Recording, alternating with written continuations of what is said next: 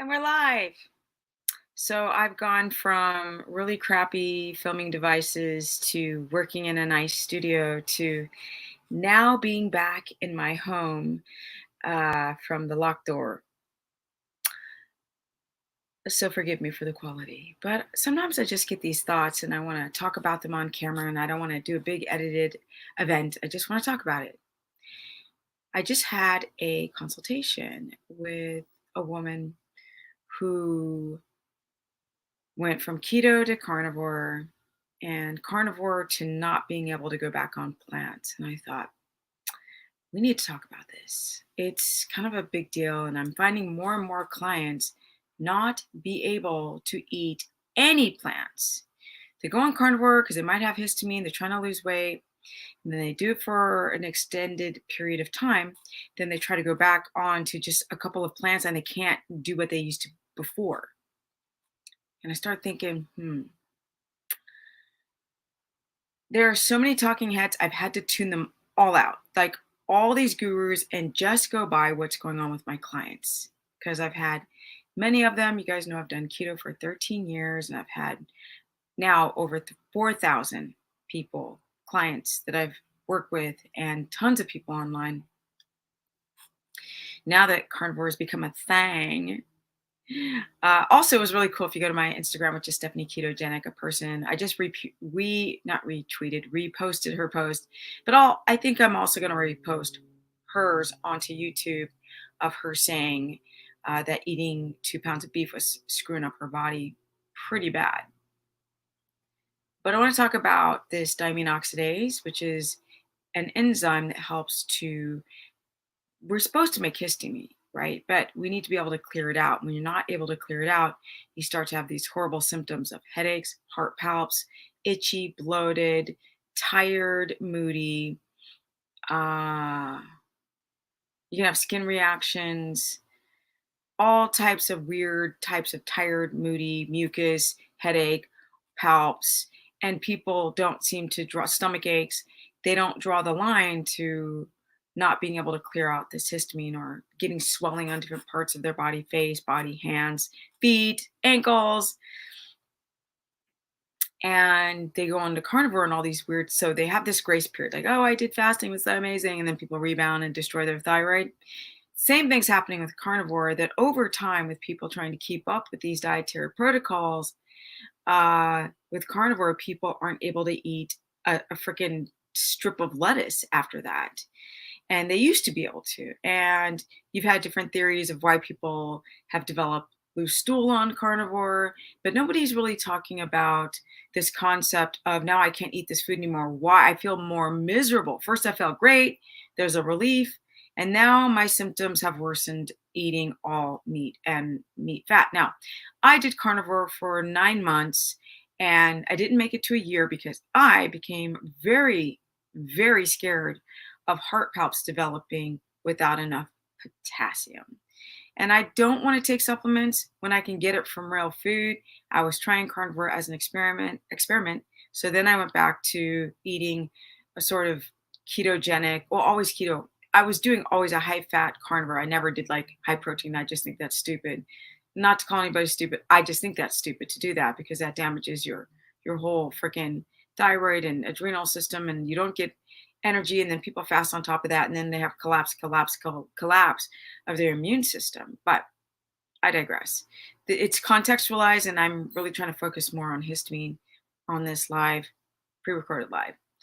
So essentially, I noticed that I could not tolerate avocado like I used to. Like I would get bloated, and I was like, okay, I've done keto for 13 years. I've eaten, I don't know, hundreds of thousands, it feels like thousands of avocados. Why am I bloated now? And then I had some broccoli. I'm like, now I'm bloated on broccoli. Oh, no, no, no, no, no, no. It wasn't so much the being bloated that freaked me out on carnivore. It was the electrolyte. No, scary catastrophe, not good for the heart over time. No. So I started eating avocado again, and now I do. Now, occasionally I'll have, if I'm out at a restaurant and there's broccoli, I have it and I don't bloat. Or I switched completely to an avivore, which is an avocado carnivore, which means I really just don't have time. I have a horse now. I'm getting the frack out of Cali, and it's burning down literally. And I don't have time to sit there and like cook and texturize and season vegetables. It's just so much easier to eat meat fat, and get my avocado. But you know what that does? In my belief, based on my own body, and now emerging clients are like, I cannot eat these foods. And I'm like, okay, well, why don't we do what I did and let's see if it works? Let's take back the avocado in increments. Let's do a tablespoon. Then let's do a quarter of an avocado. Then let's do a half. This experiment of building back up your tolerance, if you were able to do avocado before and you don't have an avocado,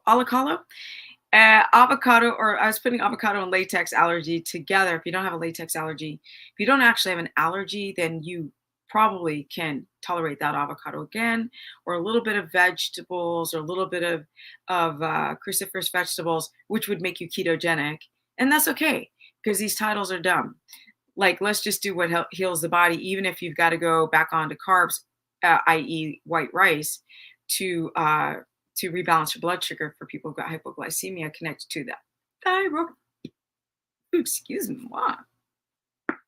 So essentially, this is what I am now having all my clients do, which is put back plants in very tiny amounts for that prebiotic fiber.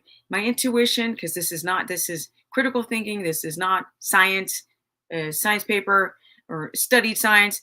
This is me, myself, and working with clients to incrementally bring back a little bit of fiber in plants, just a little bit, not a lot, okay?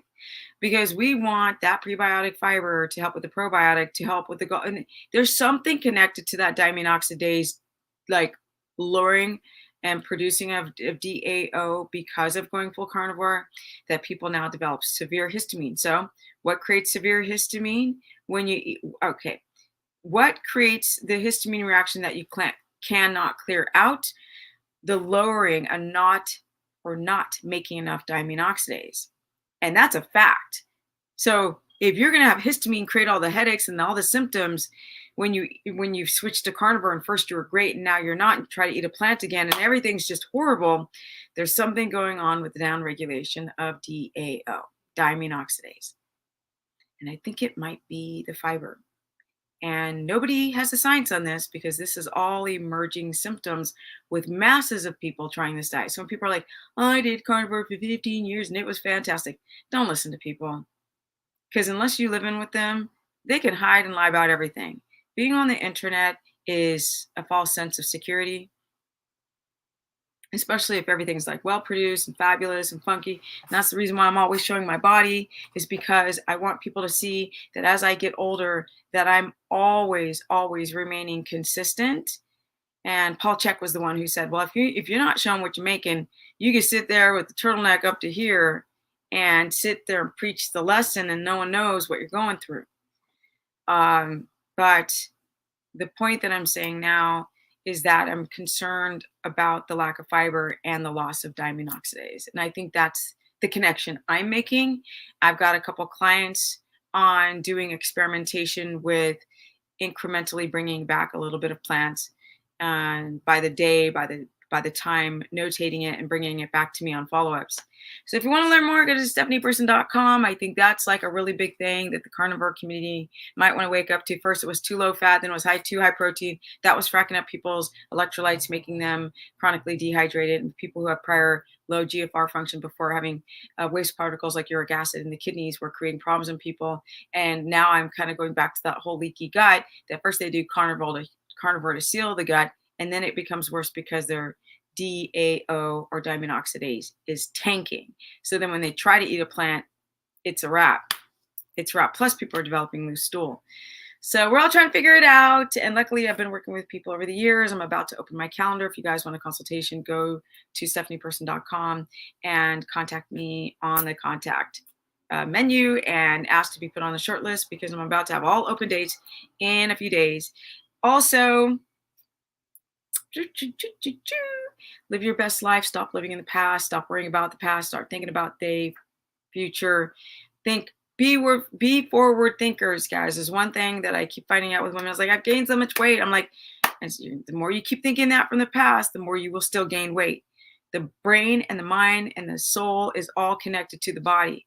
And when you don't take care of that part of yourself, the body won't change. It's connected 100%. Be good to yourself here, and that will help you be good, have your body be good back to you. That's the message. You can go to Stephanie Ketogenic on my Instagram, where I post so much about the body. And as you guys know, you just saw me turn 53 officially. Yep, I'm a September baby Virgo for this video. That's probably going to be outdated the second that I uploaded because time moves. Yeah, but there I also posted a video. It's a current video of my day and my entire body, which I never show the whole body and show the booty and show everything, to show you that as you get older in your 50s, that you can see you can be party up above and booty party down below. I'm just saying, your legs don't have to fall apart and your booty don't have to fall apart as you get older, as long as you take care of those hormones. Key. And do low carb diets, because carnivore, keto, carnivore, omnivore, whatever, low carb, high fat, which still involves carbs. Someone's like, so rice on keto? And I'm like, no, rice on low carb, high fat. Keto, ketogenesis, not the same as low carb, high fat, but in the low carb family.